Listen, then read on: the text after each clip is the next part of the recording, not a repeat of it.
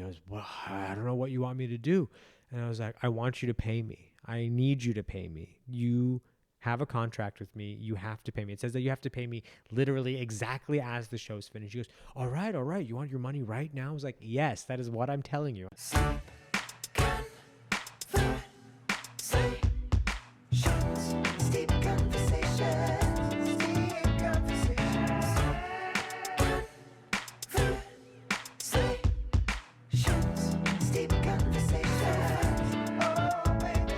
I like ladybugs. How come there's no man bugs? Yeah, exactly. I feel that way. I'm like, when's Men's History Month? It's not just the 11 months. We need another one. Yeah. Ladybugs. Wow. What is this? 2020? 2020? I guess that was the most controversial year of people taking a stance. Yeah. Oh my God. Now I'm starting to feel like, because we talked off mic last time I saw you, I feel like was 2020, but that's not true. I think it was 2022, maybe. Yeah. Not recently enough. How often are you even here, I guess is my question. I'm here a bit, I'd say I go out on the road for like a week or two at a time, and then I come back. Right now, I'm not lucky enough to just go out and do weekends when it comes to road work. That's the dream. Full on weeks of being on a cruise ship or going to Vegas. You do cruise ships? Yeah. Okay, I have 1,000 questions. Before we jump into that, I'm going to introduce the tea real fast. Yeah. The tea we are drinking is Paru's Lemon Lychee Black Tea. Cheers to y'all. Salud. That's nice. Delish. Yeah, very lemony. Very I like nice. it. I'm into it. This is a great tea. For those steeping at home, you steep it boiling. Do it for 3 minutes. That's the dream. Talk to me about the cruise ships. I've never done a cruise ship. I was invited to do a cruise ship when I was at Second City, and I said no. It's very hard. Very hard. It's very hard. From a comedy perspective or from living? Both. Okay. It's hard from the comedy perspective because not only do you have to perform for the same people for an entire week, you do have to switch up your material. So you're doing 2 long sets that are usually 45 minutes. One has to be clean, one has to be dirty. One has to be dirty. Not has to be dirty. One should be dirty. Okay. But one has to be clean. But when I first did cruises, I was very bad at it. I was bad at pacing, and I was bad at being comfortable around the same people for a long time, because it's not like any other show. You don't just say hi, goodbye, then never see these people again. Like, you say hi, goodbye, and then you see them at breakfast the next day. And they will either say, hey, man, that was great. We loved your show. Or if you bomb, they will look down and walk past you because they don't want to tell you how bad you were. And that happened the first 2 to 3 times when I did cruises, because I wasn't ready and it was really hard. But you have to get through that to get to the other side. How many have you done? Probably like 7. That's at this point. Probably that like feels like a lot. 7 or 8 contracts. Yeah. Wait, so you've done 7 or 8 of these. How did you get to the first one? That is a great question. How did I get to the first one? Oh, okay. I remember. So there used to be a booker. I emailed her.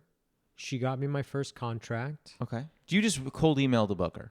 I believe, yeah. I got the email from somebody else. Okay. I sent in a tape and then did my first contract. Then she moved on to another job. A new booker came in. And then I was kind of in the rotation because I had just gotten in. And the new booker had a roster, and I was lucky enough to already be on there. I did a few contracts, but then I told too dirty of a joke that got me banned for a year. Are you serious? Yeah, I had like a 1 year, no cruises for you, which was fine. I mean, I don't want to make you tell the joke, but can you give me the gist of kind of what it was? I mean, it's not even that dirty. I like made it up on the spot. I was talking about how I'm doing cruises and I miss my girlfriend and she misses me, but it's okay because I left her a little jar of jizz in the refrigerator. And when she misses me, she just puts some in her mouth. That was it. That's the whole thing? I made it up. But then I said, like, I'll call her and I'll be like, hey, honey. And she'll be like, hi, how's it going? I mean, that's okay. And still funny. It's just a joke, 100% a joke. And I made it up on the spot. It was just like I ran out of material. There was like just something to say. Sure. And yeah, It's so far from the worst thing I've heard. and then yeah, me too. And then I got the email from the booker being like, "Did you say that you put a jar of jizz in the refrigerator for your girlfriend?" And I was like, "Yes, it's a joke." And they're like, "No." You should have been like, yes, it wasn't genuinely I do that. Am I not allowed to Am be I not honest? supposed to do that? Is that? Yeah. I thought I was being a good boyfriend. I got that tip from the former cruise director. Right. Sorry, team. That's what I thought that's how we all do it. Yeah. That's crazy that that's the joke. I thought when you were like, it was like too dirty of a joke, I thought it was going to be something like the end of the second to most recent Marin special where he talks about like Jesus's dick, like, fucking Mike Pence to death. Like, I thought it was going to be something like that. No, just a jizz joke. Classic jizz joke. Yeah. That's what always does you in. A jizz joke. Yeah. That's okay. So doing these cruise ships, that's really interesting to me. So I got offered that cruise ship when I was at Second City, and I didn't want to do it because those are 3-month contracts. Yeah. And in my head, I was like, number one, I had a day job at the time, and I was like, I can't do that. And number two, I was also like, I noticed when people who were doing comedy in Chicago would go to a cruise ship, out of sight, out of mind. You know what I mean? So that person would come back, and it was harder for them to book because people would be like, I haven't seen you in like 3 months. Like, what would you? Nah, I'm booking. I've got a long list of people I got to book. Yeah. And you'd be like, well, you didn't see them for a reason. I think you got to find it in the right time in your career. Yeah. For me, it's like the best way to get 45-minute sets right now is on a ship. Sure. It's just easy. There's a full crowd of 300 people and everything's paid for and I get time to practice. Yeah. I was going to say, what are you doing during the day? Going to the gym, going to the buffet, writing, tanning, barely talking to guests. That's the thing. I don't want to unless they're really cool. I don't want to be socializing with everybody. You don't have to. I also, because I think if I were single, I'd be like, hell yeah, but like I'm not. Yeah. So I'm like, neither am I, but yeah, it's like, it's fine. You get by. You have to talk to somebody. You hang out with the other comic on board a lot.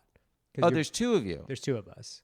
I always say it's like, we're like Rangers, like we're like a special elite force because we're on the guest manifold, but we're employees.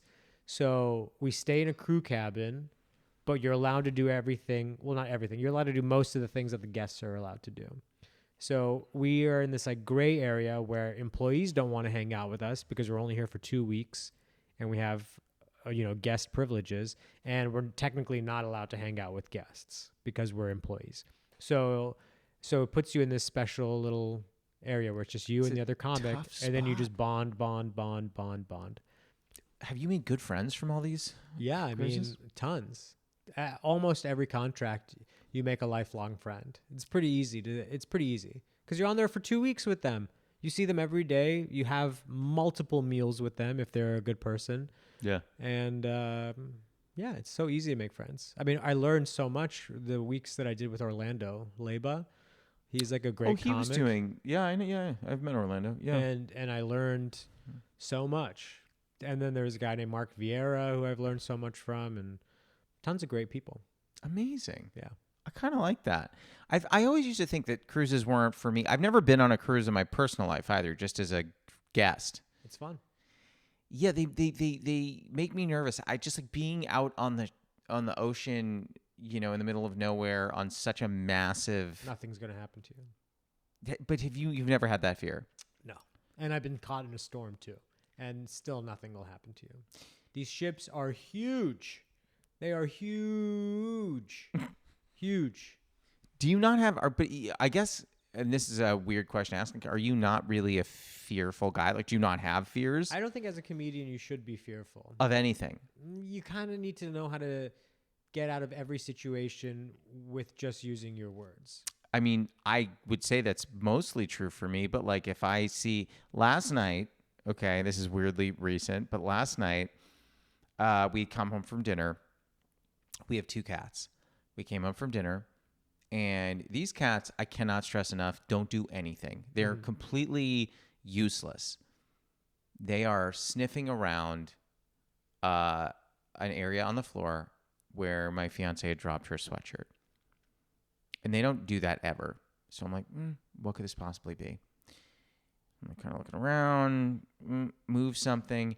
There is a spider. And when I say a spider, a lot of people listening are like, oh, it's a daddy long legs. No, it was not. It was thick and large. But not a tarantula. No, but it was on the way to that size. Got it. And I was like, holy mother of God. That instilled the fear of God in me. Okay. Can't talk my way out of that. See, I'm not scared of spiders. At all. No. Are you kidding me right now? I like spiders. If you found this spider, what would you have done? Put it like a cup over it and then taken like a paper towel Yeah. and then taken it outside and let it be free. Right, that's what I did. You killed it, didn't I you? sure did. Yeah, of course. But Well, the scariest, I'll tell you why I'm not afraid of spiders, because I think I've already gone through the scariest thing that could happen regarding spiders. I was living in Brooklyn, so nervous. and a spider was running, and my roommate was like, kill the spider. And I stepped on it. I was like, haha. And it was a mommy spider that had 180 little baby spiders. We have to give a trigger warning on that this episode. came out, and they all just started covering my foot, and they were like this small. They were the tiniest spiders you've ever seen, and they were just crawling up my foot. I was like, oh my God. And that was the scariest spider thing that's ever happened. And now you don't care anymore. Now if I see one spider, I'm like, you better catch some flies. Like, if you're in this apartment, your web better have two, 3 flies. You may leave it in there. Oh yeah, I'll leave a spider in. If it's somewhere that's like far away, that's not going to touch anything, I'll leave a spider in. You're the most fearless human I've ever met. You don't have a single, like, if I said to you, what's the scariest thing in the world to you right now? Like, it would be like death or something, or like okay. something happening to my dog or my girlfriend or my family. I would say like those are good answers. That's the scariest thing that could happen. Yeah, those are good answers. Yeah. I had this conversation with a friend where I was like, I was talking to them about scary movies, and they're like, you know, it'd be a great idea. I was like, what? And they're like, if there were a scary movie where people are starting to get killed by their greatest fears, and I was like, I don't know how failure could kill me. Yeah. And one person just gets cut out of the movie. Like, yeah, exactly. Yeah. I was like, my biggest fear is failing to live up to the potential I believe that I have. Yeah. That's my biggest fear. But spiders are really close. Well, what do you want out of life? What's your potential leading up to? I mean, I would say to be the person that you say I did a cruise with him and we became best friends. Okay. But no, for real. I mean, I would love to write and star my own television show. That'd be really nice. I think the careers of like Tina Fey, Issa Rae, like those kinds of folks. Bobby Flay. Issa Rae, Tina By Fey, the Bay. Donald Glover. I think those are kind of careers that I like. Okay. Yeah. All right. Okay. What does your family do anything in entertainment? Absolutely not. Oh, well, good luck. Yeah. Well, I don't think all of their families do things in entertainment? No.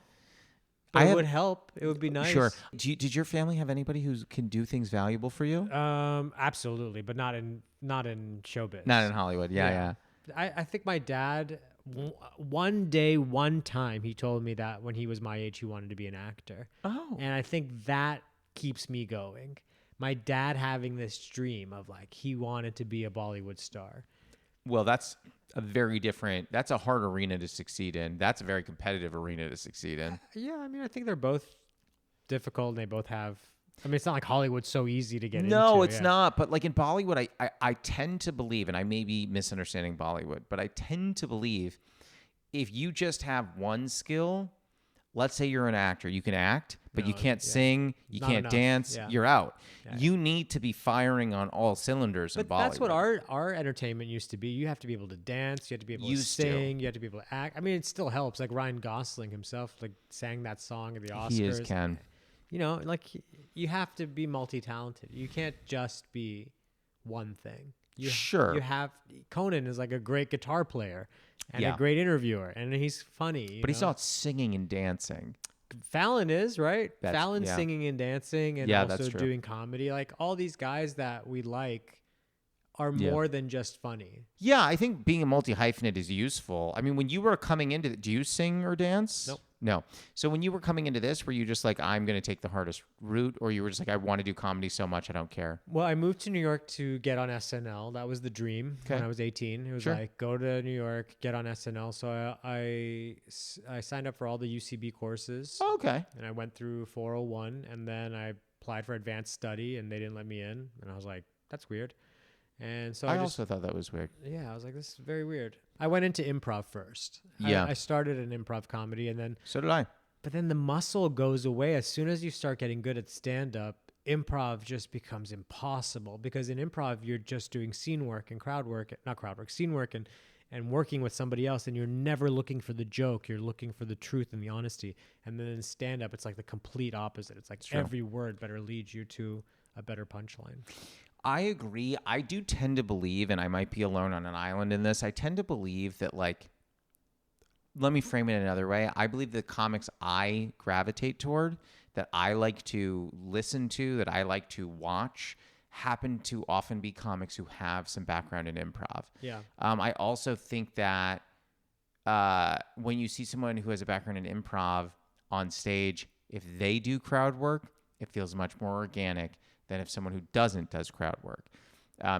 There was this whole crowd work craze, which I feel like is dying down, but maybe it isn't. And even before that craze, I always felt very comfortable talking to audiences. I wasn't doing like so what do you do? But I was always like if I saw someone and like something interesting was happening, I would just have a conversation with them. I'm not picking on them. I'm not like, trying to make them the butt of a joke, but I would just talk to them. Mm-hmm. Then when this craze happened, people were like, oh, everybody's doing it. And I was like, yes, but it's so stilted. Like when people are doing this, no one's making honest conversation in these moments. People are just like doing this weird stilted stuff. But if you have an improv or a background, background in improv, background in sketch, background in all that stuff, I feel like it feels natural. Absolutely. I think also there's some bit of like guessing that becomes fun. You got to sort of become like a psychic if you're doing really good crowd work. You want to be ahead of the question that you're asking. Like you don't want to really ask somebody like what you're doing without thinking you already know what they do. Like if I look at somebody, I want to be like, that person's probably a doctor. So I'll be like, oh, like how many babies have you helped deliver? And I'll be like, are you a doctor? And then they'll be like, yeah. And I'll be like, yes. All right, cool. I can read a person just based on who they are. And I feel like I do that a lot more now. Somebody gave me terrible advice once when I was doing the Edinburgh Fringe Festival. And they were like, you should just go there and do crowd work. They love crowd work. And so I was like, really? They're like, yeah, you should. And I was like, okay. So I booked a room, went there, started doing crowd work, and it did not pick up. They were like, no, you need a show. You need to have written down like an hour-long performance piece. Like, we do not want you asking where you from, how you doing. And I was like, this was terrible advice. How long was your run and how long into it did you course correct? I did the whole month and did not course correct. It was basically, I didn't have a show. I only had about 15 minutes of material, and the rest of the time I was going to do crowd work. It was a bad idea. But I had to do it. You have to get your first one in, and just to be able to get your feet wet and know what is right and what's wrong. Sure. Yeah. Did you end up doing Edinburgh again? Yeah, I've done it 3 times. 3 times? Yeah. And they've never been good, but they've always had something crazy that's happened at them where I've been like, wow, this place is weird. There's some sort of magical vortex around that city and that festival specifically, where it is a entertainers festival. You learn a lot about yourself. It's grueling. It's 30 days with 1 day off in the middle. So you get basically a 4-week run unless they changed it. And then, yeah, it's like really hard. You do your show almost 30 times.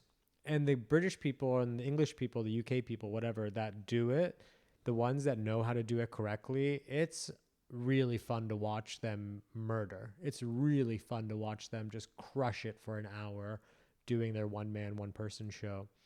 And then there's us Americans that come by and like, yeah, we just don't have that gear that they have the first time we try it out.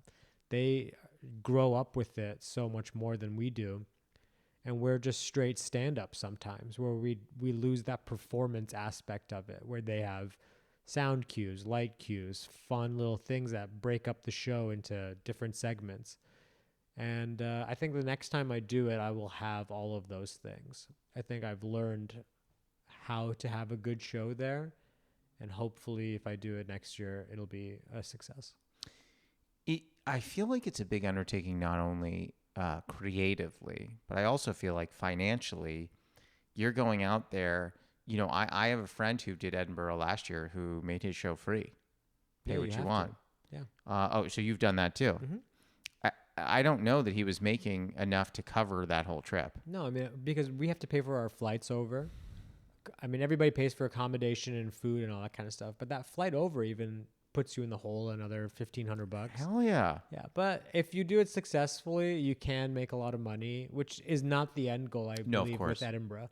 It's about getting your name out and about having a good show and seeing how your material stands up in an international audience, because there are people from everywhere. So it's funny. So I've done Amsterdam the past 2 years, and I was invited back to do it again this year. And Boom Chicago or something yeah, else? the Boom Chicago Festival. And they're lovely. They're great people over there. I like them a lot. The first time before I got there, I was like thinking about, okay, like I think I'm pretty coached. Like I think I got all like everything I need to do here. And I got backstage, and there was a guy who had done it the year before, and he goes, "Hey, not trying to scare you right before you're getting on stage, but I would really go through everything in your head one more time. It's not just about references; it's about things." It could be entire topics that seem universal that are not. Really go through it and think about it. And I did. And even though I went on like 30 minutes later, it was still an incredibly valuable exercise. I do an entire 5-minute chunk on when I worked at General Mills. Nope. Well, so here's what happened. So I never used to do this. In the U.S., I would say General Mills, and everyone would be like, ha, ha, ha. I go there. I said, I used to work at General Mills. Does anyone know that company? Some people murmured, some people didn't. I was like, anyone heard of Cheerios? And everyone starts freaking out. And I go, that is General Mills. And all of a sudden people are like, oh. And now I'm like, oh. So as in real time, after I said that, I'm still doing my material. I'm starting to think ahead. And I'm like, there are a bunch of these spots. So I figured it out. Second year, I already knew that. So I felt like, okay, like I got this on lock. A different gentleman who I'm not going to name because he seems like a very nice guy and I'm sure he's a good comic, gets up there. I think he did 10 minutes or 12 minutes. 7 of those minutes were about WWE. And I'm like, no. They weren't about it? No one understood what it was. No one in Amsterdam was watching wrestling. And then he also talked about the challenges of student loan debt. Which they don't know about either. Correct. Yeah. It's not easy. I'm pretty sure it's jumped the shark, but there'll be ebbs and flows, right? It'll come back to it being this artistic thingy, and I'm sure people will be like, it still is, yada yada. But I don't know. I feel like there is something special that happens every time you're there. There's no question about it. Some achievement is unlocked, and I believe that 100%. Like even if you go for a week, just seeing that there's 1,000 shows happening. You could go to any little bar and just see something. It is pretty crazy. How do you know when you're approaching that? Like, hey, I'm gonna get a good venue and a good location. Emails. You just email. You email, and then somebody responds, and then that person who responds is the person that you go with. Like I emailed like 5 bookers, and I was like, I'm looking for a room, and then I got one guy, Daryl, who's like, you want to do the Cave? And I was like, yeah, sure. And so, actually not the Cave, the Tron. And I was like, yeah, I want to do the Tron. Tron? Yeah, Doug Stanhope had famously done it the year he went to Edinburgh. So I was like, yeah, sure. And so that's just how it started. And I wish I was better at the time that I did it. I really do. I regret that, but it's one of those easy regrets where it's like, oh, you can fix this in post. You can fix this later. It's like, yeah, people watched your show and you got bad reviews and whatever, but you can figure out how to do it again. One person shows and stand up, I understand people think those are the same thing, and they're so wildly different in my opinion. Like I'm also a musician, so like I was interjecting like tons of musical stuff. I did like a completely silent scene in the middle of the show, and I was doing storytelling in there, and it was like just like a smorgasbord of weird stuff. that, and that show did decently well, but like that was doing a one-man show. Doing stand-up is so different that if Edinburgh is more looking for the first thing I mentioned as opposed to stand-up, like it becomes a very different beast. As a stand-up, you are going way out of your comfort zone. Yeah, but it's good to go out of your comfort zone. I think that's why doing cruise ships is an important thing to do, because it's not comfortable. It only makes you stronger. Doing cruise ships only has made me a stronger comic off of ships. Doing Edinburgh has only made me a stronger comic out of Edinburgh. All these things that push you out of your comfort zone are the things that make you better. Do you ever take major risks? Every day. Every day? I mean, in performances? Yeah, every day. You have to. I see the guys who do the same jokes every week, and I'm like, dude, you got to try something. I don't tell them to their face yet, but I'm like, you need to branch out. This joke works. But I was also of that ilk. I was doing the same material for 10 years before I released the little special. And then after that, I still do some of that material that I have to fill time, but it also was like a fire under my ass. It lit a fire. It was like, you got to go out and write new stuff. So taking risks is super important. You have to. Well, I think this is as good a time as any to go to the first segment. Are you ready for it? Ready. So the first segment is called the Newly Friend Game. It's like the Newlywed Game, but we're friends. You grab your whiteboard. Yeah. And that when you need to erase, you've got a little paper towel right over there. Great. So the way this works, I'm going to ask you a question. You're going to write down your answer. You're not going to say it out loud. I'm going to write down what I think your answer is. We're going to flip our boards and see if we're right. Okay. And then we can do the same thing for me. Now, there are a lot of ways I can go for yours. And I was talking to Dylan about it before you got here.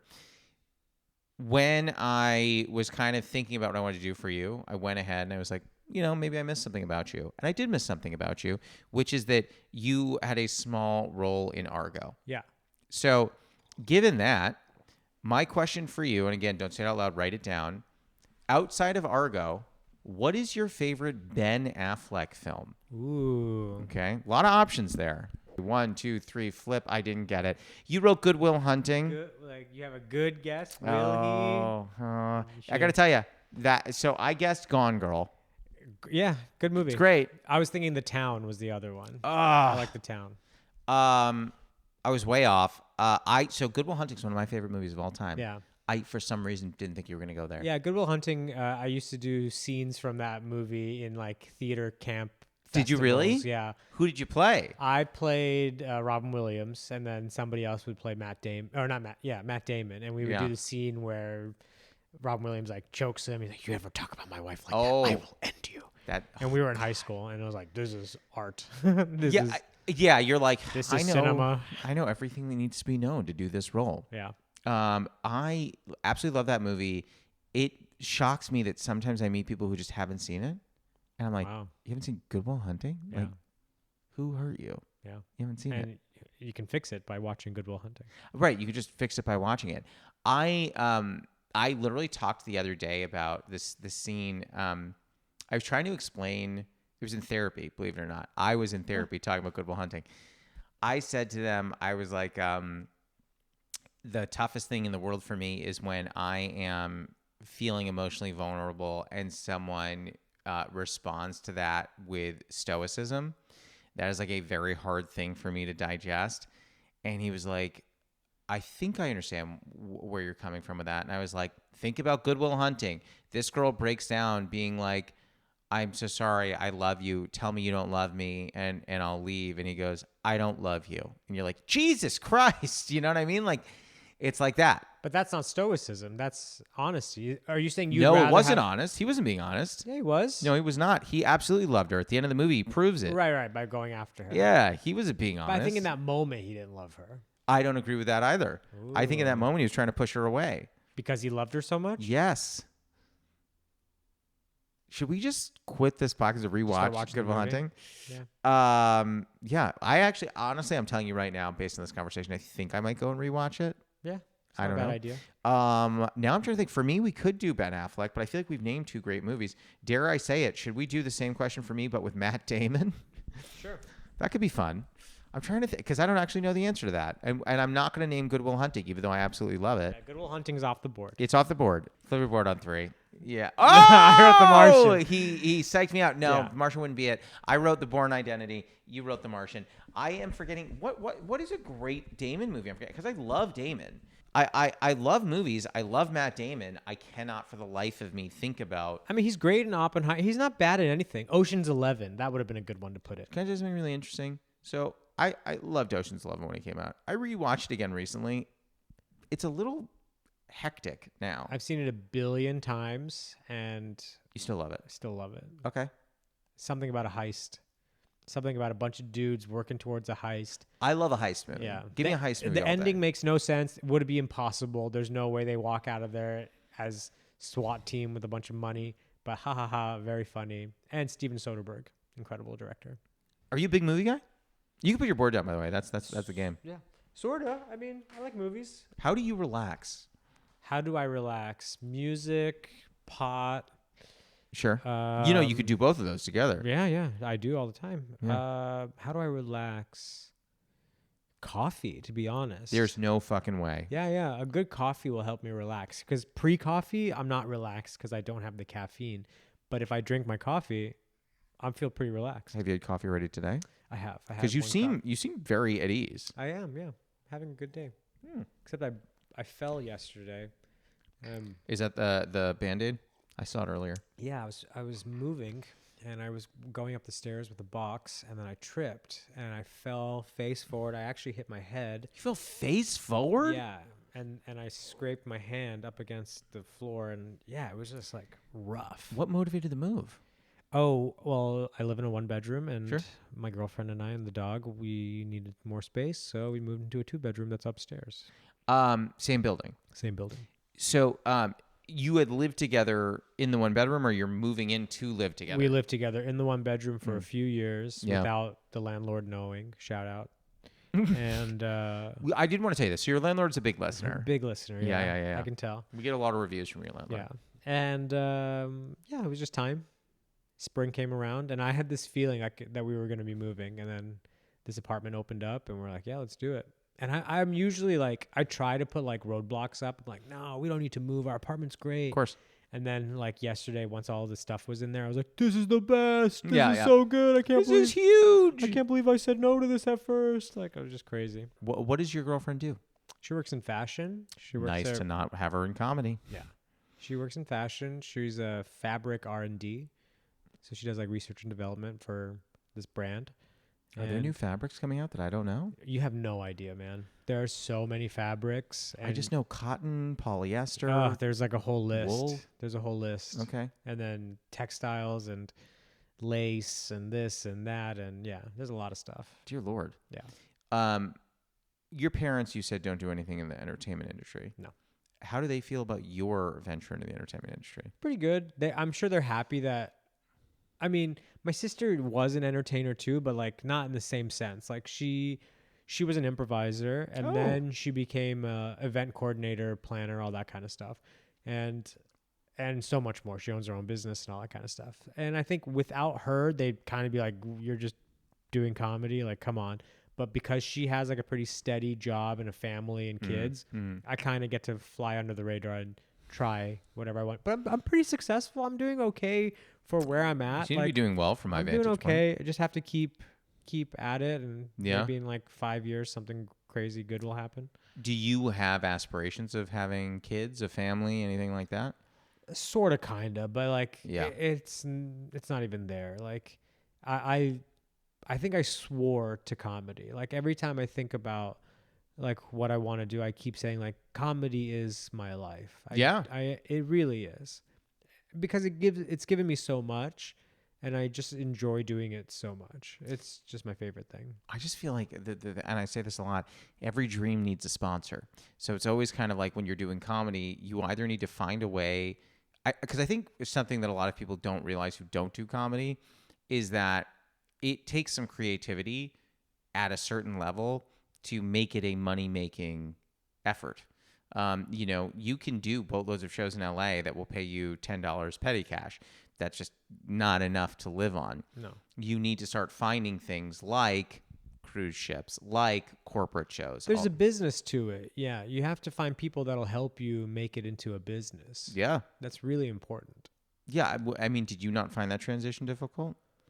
Well, I do everything myself. Literally all my booking, all that kind of stuff, all goes through me. I just have never had a team. I've never had anyone who's like helps me book stuff. It's all been emails, just straight up emailing people being like, hey, can I do this show? Hey, can I do that show? And then eventually people will reach out and be like, hey, do you want to do this? Yeah, sure. But I've never had an agent or a manager who's been like, we got you this, we got you that. Sure. It's just my Monday routine. It's like Mondays, get up, do all the emails that you have to do, check everything that you need to check, buy flights if you got to buy flights, and then move on through the week of writing and doing shows. Yeah. That's usually the process. Mondays and Tuesdays are all like office days. Do you consolidate to one airline? I try to go Delta as much as possible just because I like their service. I think everyone who flies, like I fly a lot. Yeah. Everyone who flies, I think, can openly acknowledge that domestically, Yeah. you're going to get the best with Delta. I was on an Alaska flight the other day, and when they're I good got too. to my row, I just like looked down, and one of the panels was being held together by duct tape. Nope. And I was like, oh man, it's happening. And it was a 737 MAX 9. No, it was and not. I was like, man, it's literally the plane that everyone's saying be careful about, and this is being held together by duct tape. And I was like, this is crazy. I don't know that I would have stayed. I mean, I'm not going to stay in Costa Rica. I'm getting out of there. Oh, I love Costa Rica. I assume you were there for fun. No, I was working. What? Yeah, I did a one-nighter in Costa Rica. It had to have paid well for you to fly there. It did, there. yeah. It did pay well, but it almost didn't pay.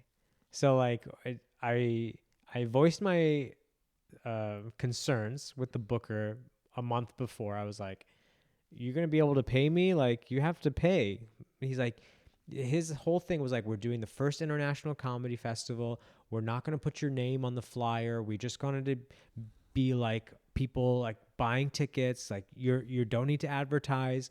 This is totally run through us. Like, it's going to be great. And I was like, okay, you're definitely going to pay me this amount. He's like, yes. Like, I'm sending you a contract right now.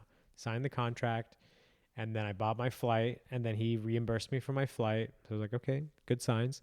Get to Costa Rica, and it's a little weird. I keep asking the booker, like, how are ticket sales? He goes, just don't worry about it. Just have fun tomorrow. Don't worry about it. I'm like, why don't you know these things? Like, these are important things for you to know. Like, how many tickets have you sold for this show that's in less than 24 hours? He just had no idea. He was like, that's somebody else's department. I don't worry about that. And I was like, okay, fine. So then the next day rolls around. The venue is set, 250 seats, 50 tickets sold. And it's me and an opener. So he's promised money to 2 people. We do the gig for the 50 people. Great show. So fun. This audience is lively. They're great. Get off stage, and the booker is talking to the owner of the venue, and this very hush. And I was like, oh, it's coming. These guys are going to try and screw us right now. I can feel it. And then me and the other actor are waiting in like the lobby of the venue. And then the booker comes in and goes, oof, you guys saw those numbers. It wasn't good. And I was like, listen, dude, you knew this. I was telling you about this for weeks. And he goes, well, I don't know what you want me to do. And I was like, I want you to pay me. I need you to pay me. You have a contract with me. You have to pay me. It says that you have to pay me literally exactly as the show's finished. He goes, all right. You want your money right now? I was like, yes, that is what I'm telling you. I need you to pay me right now. And then finally he like admits that he doesn't have the money. He's like, I don't have the money. Like, whoa. And I was like, well, what do you mean you don't have the money? He goes, I just don't have the money. Like, I was expecting all the money to come in through the ticket sales. And I was like, you didn't plan this out? He's like, no. And I was like, well, you're not leaving me until you pay me. I was like, I need the amount of money that we agreed on, and you're going to give it. And I was filming him the whole time while we were like, he took us to a playground at like midnight. That's where we were standing after the venue had closed down and we had nowhere else to go. We literally sat in a playground for an hour while he was like texting people. And then he took us to an ATM. And he like stood in front of the ATM for 45 minutes. And then he came out and he said he only has $6. And we were like, and I was like so happy that at least there was another comic with me. that I just met, but we bonded so hard over this. We're like, yeah, we're lifelong friends now after 48 hours in Costa Rica. Was this other comic as adamant as you? Like, this is not going to go Yes this and way? no. He had mentioned a bunch of times to the booker that he'd gotten screwed over by bookers. So he kept saying stuff like, yeah, this is typical. This happens. And I was just like, no, we are not letting this happen. We are getting our money and we are getting out of here. And so we had a good cop, bad cop type of situation. Which probably helped you. Yeah. And this dude, the booker was a big, strong guy. Like he was. He could have just punched us in the face and ran away.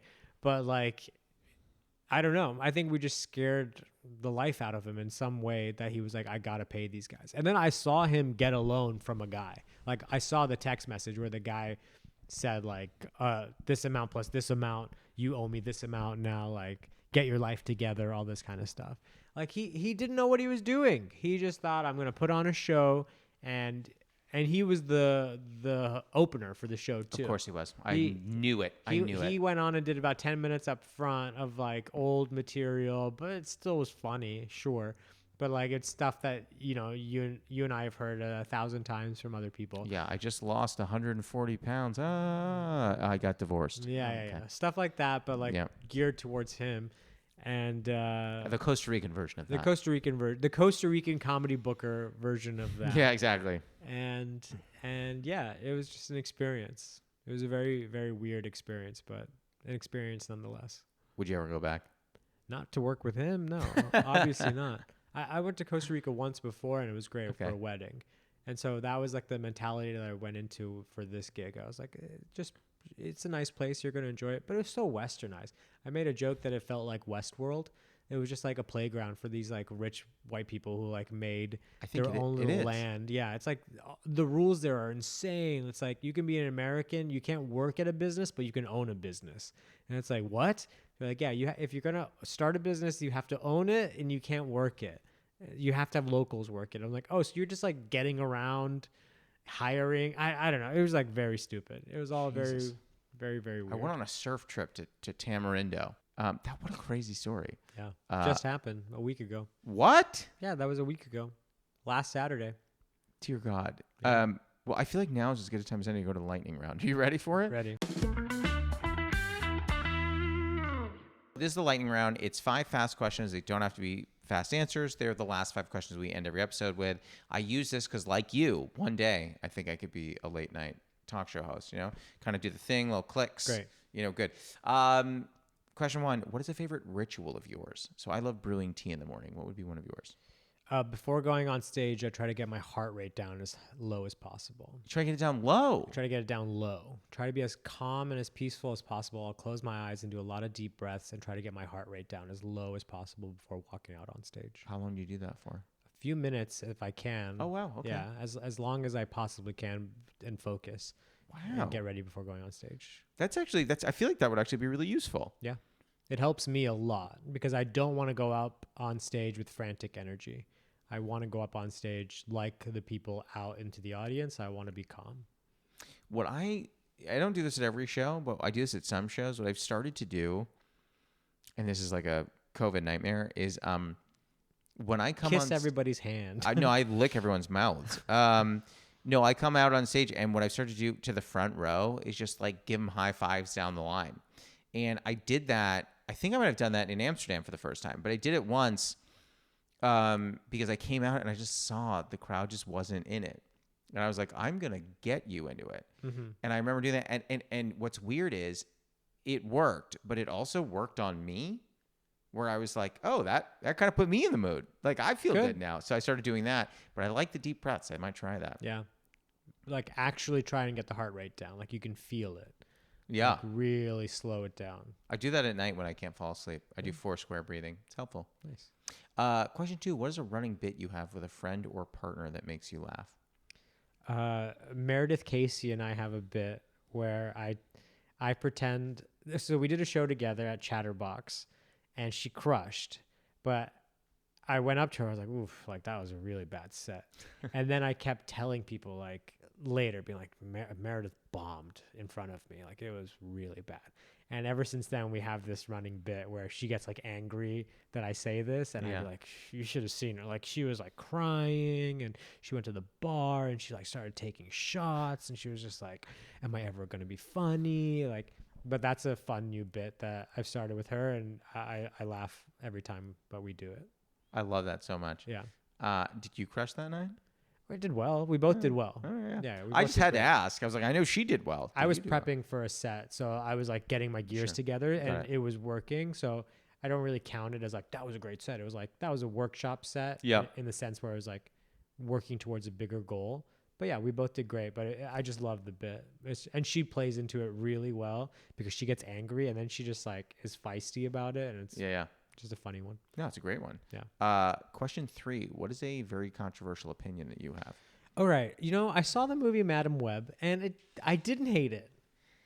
I didn't watch all of it. I was definitely walking around, you know, like going to the bathroom and laundry and cooking and stuff like that. Oh, you saw it at home? I saw it at home. And I think it was fine. I think it was fine. Okay. I never saw it, so I'm not coming from any place with that. People were saying it's the worst cinema movie that's ever existed and yada yada, but I saw it and it was like, it's a movie. It's a Marvel movie. I guess it's a Sony movie. It was what I'm learning too. It is, yeah. So it's technically not a Marvel movie, but whatever. It was not as bad as people say. It was not as bad as people were making it sound.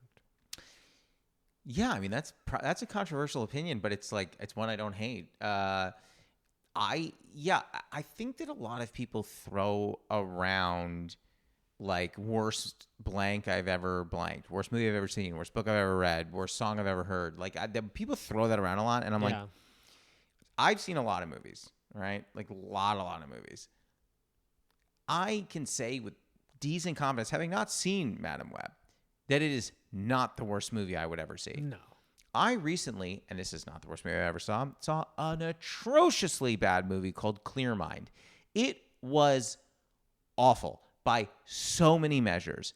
And yet, that was not the worst movie I've ever seen. So when someone says Madam Web's the worst movie I've ever seen, I'm like, that may have the really kind of overinflated expositional dialogue and some weird story points, and maybe it doesn't resolve well and the delivery of the lines is not good.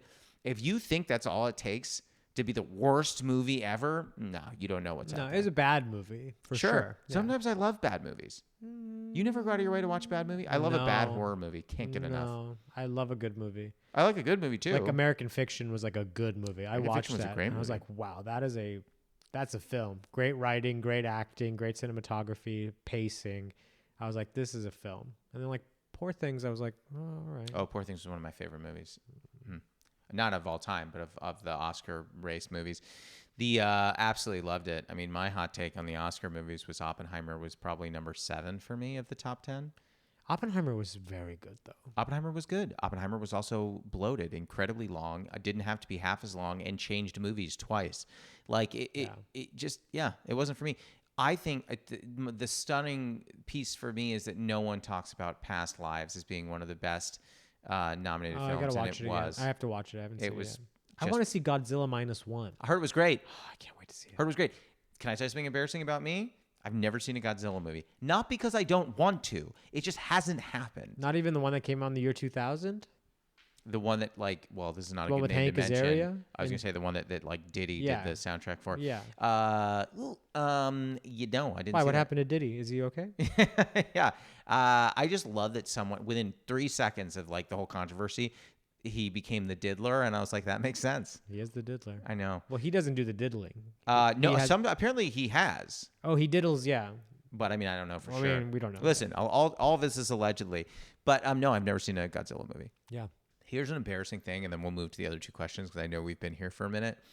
There is do you like hip hop at all? Mm-hmm. Okay. There is a song by Pharoah Monch called Simon Says, and it's a great song, and I've loved it for a long time. I listened to a podcast where they were like, "Oh, I just saw the Godzilla movie. Yo, play the Godzilla sound," and they play it, and I was like, "Oh my god!" I never knew that Pharoah Monch was sampling Godzilla at the beginning of Simon Says. Never knew that. So I hear that song, that sound now, and I just think Simon Says, "Shut the fuck up," and I hear that in my head. I'm like, wait a minute, that is not what I should be associating. Yeah, it's Godzilla. Yeah, no, I got that. Yeah. Yeah. Question 4: have you ever experienced imposter syndrome, and if so, is there one moment that particularly sticks with you? Okay, yeah. There was one time where I went to Montreal to do the Just for Laughs roast battle. Oh, lovely. Yeah. And I wasn't competing. I was helping somebody. I was writing for them. And then Brian Moses asked me to help him rewrite the opening bit where he goes up on stage and starts talking. And I said, sure. So then I just kind of re-edited it and then handed it in to a producer. And I was like, wow, I did it. I can't believe that happened. And then I walked away. I go to the green room. It's the rap party. I go up to one of the head writers and I was like, dude, isn't this great? And he just shunned me off. He's like, oh. And he walked away. And I was like, what was that about? And then another guy came up to me and he was like, dude, you really messed up by saying that you turned in your words and you try to change the head writer's thing. You really messed up. He's so mad at you. And then it just got all personal all of a sudden. And I just left the party. I left the party and I started walking around Montreal and I was like, did I really mess up? What was I doing? Did I do something wrong? I go to this bar and I sit down and I'm my head's kind of down and this random dude next to me is sitting with his girlfriend and he looks and goes, hey man, are you okay? And I was like, man, I don't even know what's going on. I think I really messed up. And he's like, oh, yada, yada. We talked it out. He bought me a drink. He taught me a drinking game. And we just hung out there for half an hour. And I was like, oh, this feels good. And then I just walked back to the hotel and I waited for my buddy that I was helping write. And I just sat in the lobby and I was like, okay, this feels good. But there was that moment when I was getting yelled at where I was like, what the hell am I being yelled at for? I didn't know I was doing anything wrong. And I feel like that might have been a little bit of an imposter syndrome. Maybe not so much, but I was I definitely felt uh-oh, I did something wrong. But I don't know. That guy still doesn't talk to me either. Did Brian use your words? I don't even remember if he did, to be completely honest. He might have used some of them, but not a lot of them. I don't think he did use... I know it got turned in and they might have changed a thing or two, but nothing crazy. Nothing insane. Wow, that guy had to have a bit of I don't know who this person is, but it feels like a little bit of a fragile ego to feel... That I stepped on his toes or anything like that. It was nothing personal at all. It's not like I did this just on my own accord. I don't know. That happened and that sucked. Yeah, I would imagine. Because it was at the after party. Yeah, it was done and it was a success. And then getting yelled at was just ridiculous. I mean, I don't want to get yelled at after ever, but certainly not after. Yeah. Not after it's already finished and it worked. Yeah. Insane. That's unbelievable. Yeah. Question 5, the final question. What is your favorite tea? But I know you're not a big tea drinker, so if not, what is your favorite comfort? I'll go chai. Okay. Any particular kind? Well, chai is 5 different flavors. It's cinnamon, cardamom, black tea, right? And often made with Assam black tea. Assam black tea, yeah. That classic chai is sugar. That's the good one. Yeah. Yeah, I would have that every day if I could. They usually have it on the cruise. Good chai? Oh, yeah. Really good chai. Right in the buffet section next to the Indian food. And they make really good chai. How's the actual Indian food there? It's delish. That's the pod. How do you feel? I feel great. Thank you for coming, man. Thanks for letting me spill the tea. Just knock over your cup. Yeah, I was going to say, please, you can spill the tea theoretically, but please not. Yeah, of course. Awesome. Thanks, man. Cheers. That was Omid Singh. You can find him on TikTok and Instagram at Omid Singh. This episode was produced by Dylan Rosenthal. It was edited by Martin Alvarez. Our theme song and additional music are by Oliver Hymack. Our cover art was done by Neil Fraser with photography by Matt Mazisco. Social media by Dia Villegas. Please write a review and rate our podcast on Apple Podcasts and wherever else you can. You can send any questions, comments, newly friend game suggestions, or tea suggestions to steepcombos@gmail.com or tweet us at steepcombos. I'm Josh Lanzette, and you can follow me on Instagram, TikTok, Twitter, YouTube, and Facebook at Josh Lanzette. We'll be back next week, so until then, happy steeping. What do cockroaches do? I'm sure they help with something, right? They got to do You something. mean what is the benefit of a cockroach? What's the benefit of a cockroach? Do they eat garbage? I don't think so. Yeah, they don't, do they? Because otherwise we would just put cockroaches. Then we put them everywhere. Yeah.